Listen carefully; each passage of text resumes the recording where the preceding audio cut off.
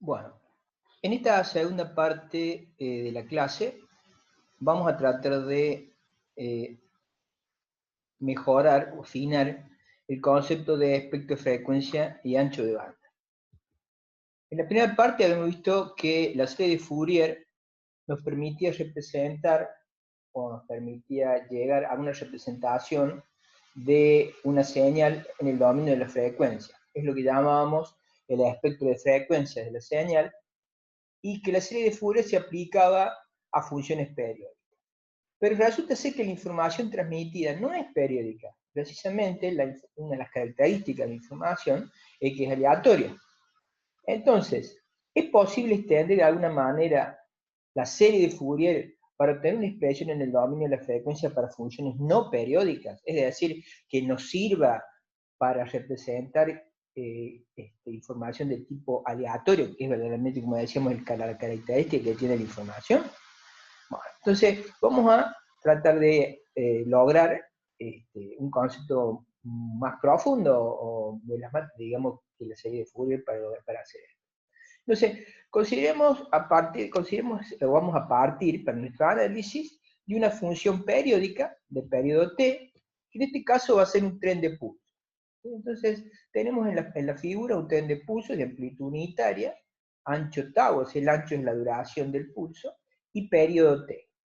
¿Sí? Vamos a considerar simplemente para simplicidad en el análisis matemático que digamos, el tren de pulsos está centrado en un pulso, o sea, en la mitad de un pulso, y que está descrito, la función f de t, o sea, este tren de pulsos periódicos, está descrito por la expresión que vemos en la pantalla. ¿Sí?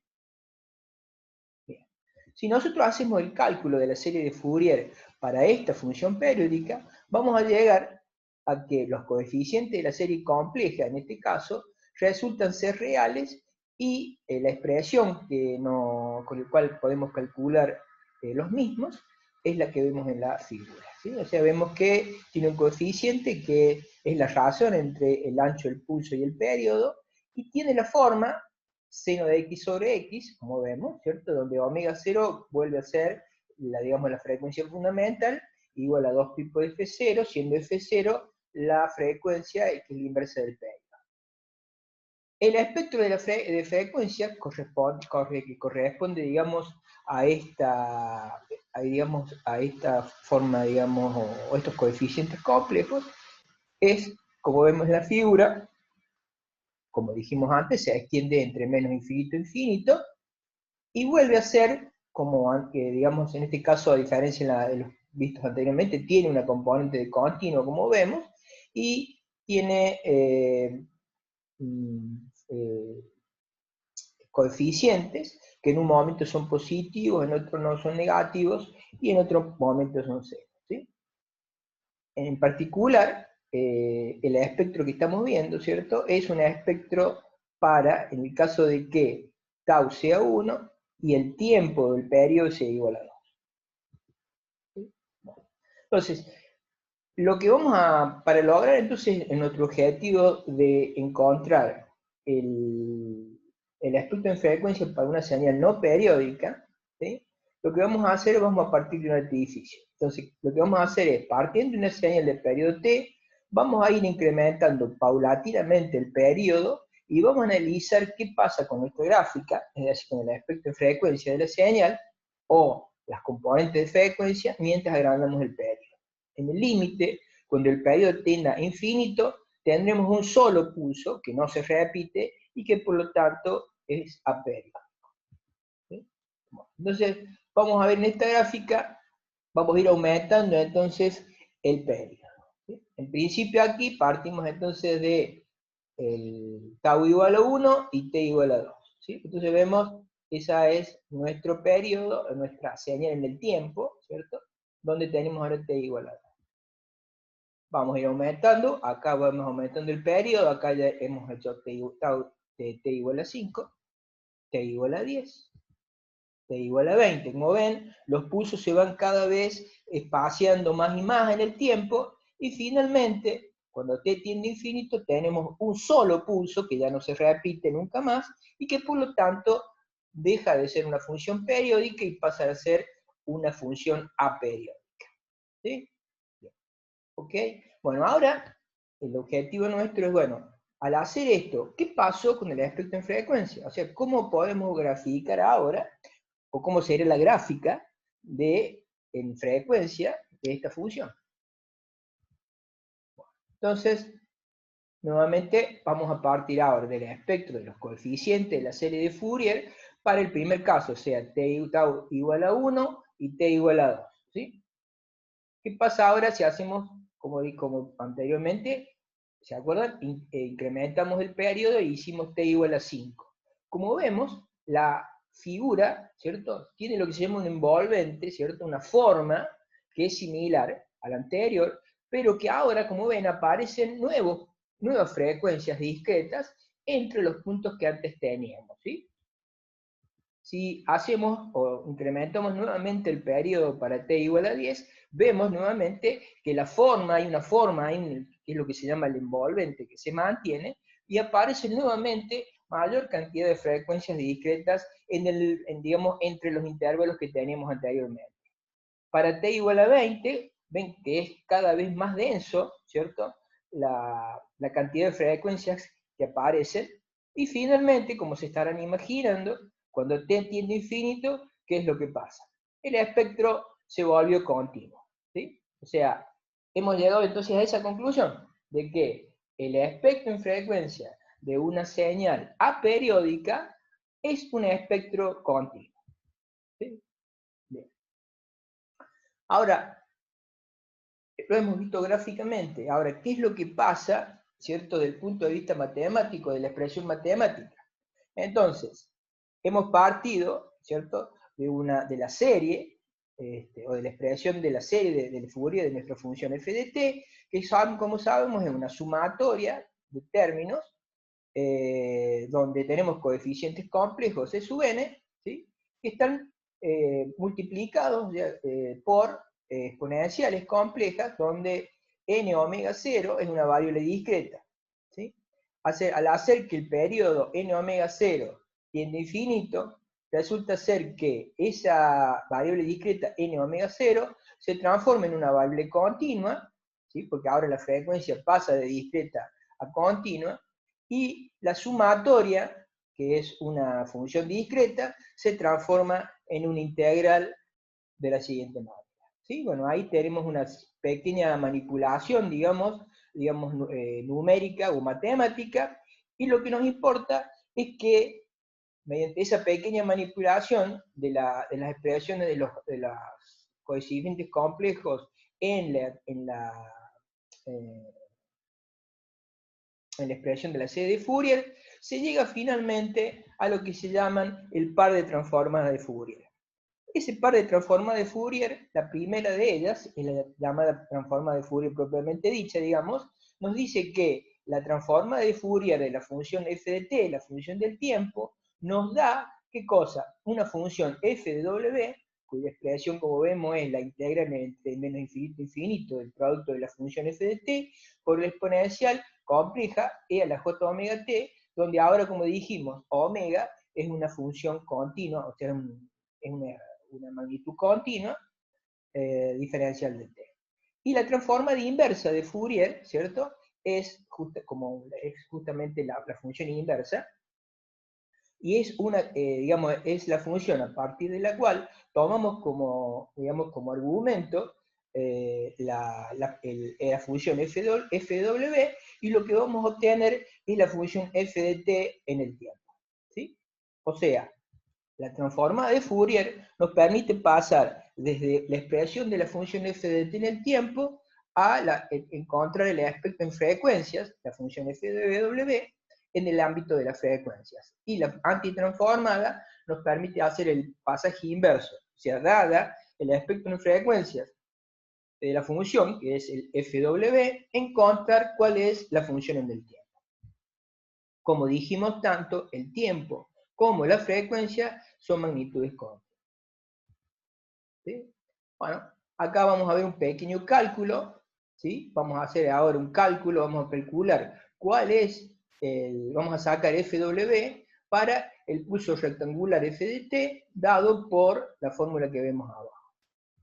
Haciendo o resolviendo la integral correspondiente, llegamos a que el espectro, digamos, la función fw, como ven, es igual a tau por el seno de omega t sobre 2 dividido omega t sobre 2, que es prácticamente, como ven, muy parecida, digamos, a la función de la cual partimos, de la cual habíamos resuelto para la serie, nada más que en este caso la expresión está multiplicada básicamente por, digamos, la original multiplicada por el periodo.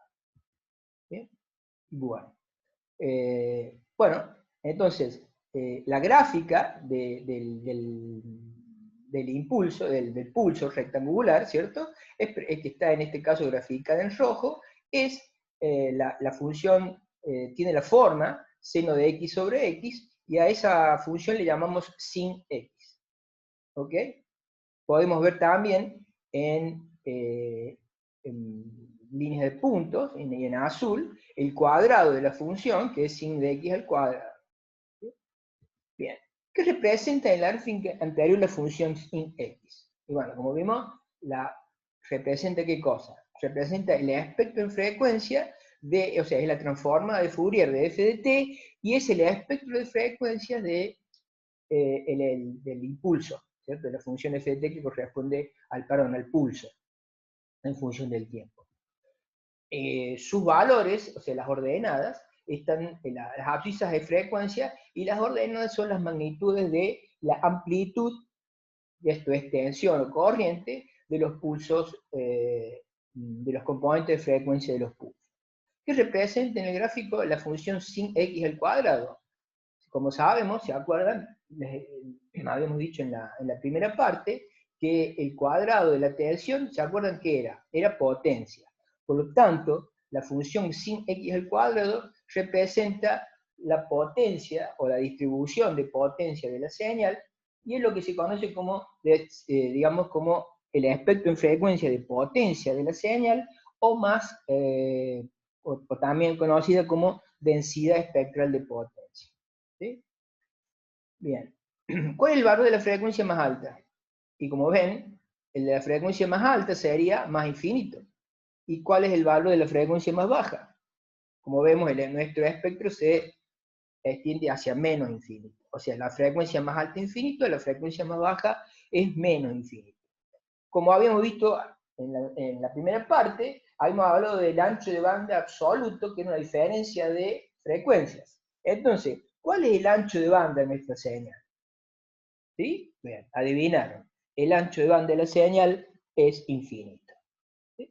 O sea, hemos concluido entonces con que el ancho de banda de un pulso es infinito. ¿Y eso es por qué? Porque el pulso es básicamente es una señal matemática donde, que pasa desde de 0 a un valor, y baja luego de un valor a 0 en t igual a 0, o sea, instantáneamente. Y sabemos que eso en física no puede ser, ¿cierto? Es por ello entonces que esta definición de ancho de banda absoluto, ¿cierto? No es muy útil, digamos, para el análisis de las señales o de los circuitos o de los canales de comunicación. Entonces, o se utilizan o se han definido distintos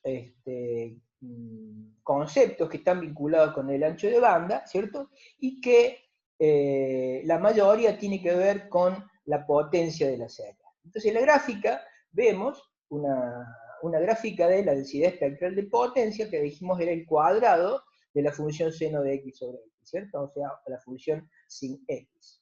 ¿Sí? Uno de los que un concepto entonces de ancho de banda que vamos a utilizar nosotros es lo que se llama el ancho de banda del primer nulo. El ancho de banda del primer nulo, entonces, es el ancho de banda que está definido por las componentes de frecuencia que están entre 0 y, como vemos, el punto en donde la curva que representa la densidad espectral de potencia pasa por primera vez por 0. O sea, cruza al eje de las abscisas, que es la frecuencia en 0. ¿Sí? Ese punto se puede demostrar que es igual a la inversa del tiempo de duración de un pulso, ¿sí? O sea que es igual a 1 sobre t. Y este concepto nos va a permitir o nos va a servir comparar, ¿cierto?, los anchos de banda de distintas series. ¿Sí? Bien. ¿Ok? Bueno, en esta presentación, en esta parte de la presentación, precisamente es lo que estoy diciendo. ¿Sí?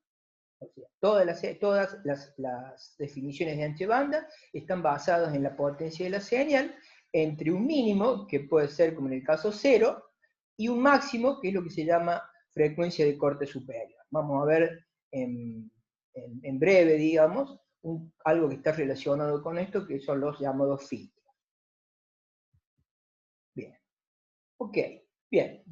Entonces ya tenemos, digamos, hemos definido lo que se llama el ancho de banda del primer nulo. Ya en principio sabemos que en general todas las definiciones de ancho de banda tienen que ver con potencia. Bueno, y ahora vamos a ver qué pasa ahora cuando nuestra señal digital, nuestra señal de datos, ¿cierto?, atraviesa el canal de comunicaciones. ¿Qué le pasará a la señal? Resulta ser que el canal de transmisión se comporta como un filtro. Esto es, que bloquea o modifica la amplitud o la fase de determinadas componentes de la señal. ¿Sí? Bueno, hay distintos tipos de filtros. Está lo que se llama el filtro pasabajos, que deja pasar las frecuencias entre 0 y una frecuencia máxima. ¿Se acuerdan? Habíamos hablado de frecuencia de corte superior. En ese caso hablamos de un filtro pasabajo. Deja pasar las bajas frecuencias. ¿Sí? Si deja pasar las frecuencias de una frecuencia mínima distinta de 0, que se llama frecuencia de corte inferior, hasta una frecuencia máxima, hablamos de un filtro pasabanda. ¿Sí? Deja pasar una banda de frecuencia. Y si deja pasar las frecuencias de una frecuencia mínima distinta de 0, que sería la frecuencia de corte inferior, hasta el infinito, en teoría, esto se llama un filtro pasalto. ¿Sí? Bien. Otro concepto que vamos a necesitar más adelante es la que llamamos función de transferencia. La función de transferencia es la relación que existe entre la entrada y la salida de, podemos decir, de un dispositivo o de un canal. Por lo tanto, caracteriza, en el caso de un canal, a las propiedades del canal de comunicación. Esa relación, como vimos, se puede dar en el tiempo o se puede dar en frecuencia. HDF, vamos a decir que es la respuesta en frecuencia del canal de comunicación. Y va a ser la relación que existe entre la salida del canal, expresado en frecuencia, y la entrada del canal, también, digamos que tiene como variable, digamos, independiente a la frecuencia. Esta función de transferencia generalmente se expresa, como vamos a ver, como una relación de Porte. Bien. Esta es la gráfica, entonces, de un filtro pasabajos ideal, que como vemos, deja pasar sin modificación alguna las frecuencias entre un valor, digamos, 0, y otro valor que es la frecuencia de corte superior, como habíamos dicho. Fíjense que la ordenada vale 1, y eso implica que lo que entra es igual a lo que sale. ¿Sí? En esta gráfica podemos ver qué es lo que tenemos básicamente. En la parte superior izquierda tenemos el valor, digamos, de una señal arbitraria, ¿cierto? En un espectro discreto, en este caso, ¿cierto? Cada uno de las líneas en rojo son justamente los coeficientes digamos, de la serie. Como es discreto, estamos volviendo al concepto de serie de Fourier, ¿cierto? Y en la parte, en la línea punteada, en azul, representa justamente como habíamos dicho, la función de transferencia o del filtro, en este caso el filtro pasabajos. A la derecha de la pantalla, y en verde, tenemos todas las señales que, como vemos, ha dejado pasar el filtro sin modificación, pero todas las señales que están más allá de aproximadamente 5 en la figura, que sería nuestra frecuencia de corte inferior, perdón, de corte superior, no pasan. ¿Sí? Entonces, eso en el ámbito de las frecuencias, ¿cómo se traduce en el ámbito del tiempo? Entonces, en la figura de abajo podemos ver en A una posible señal de entrada, que como vemos es un tren de pulsos, ¿sí? Y en B tenemos la señal de salida, que como ven, ¿qué pasó? Al eliminar el filtro pasabajos, todas las componentes de frecuencia por encima de esa frecuencia de corte inferior, ¿qué pasó? Al perder componente de frecuencia, ¿qué pasa?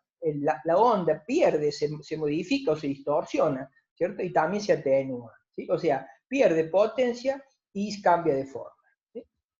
Decimos entonces que la forma de la señal cambia, se atenúa y se distorsiona.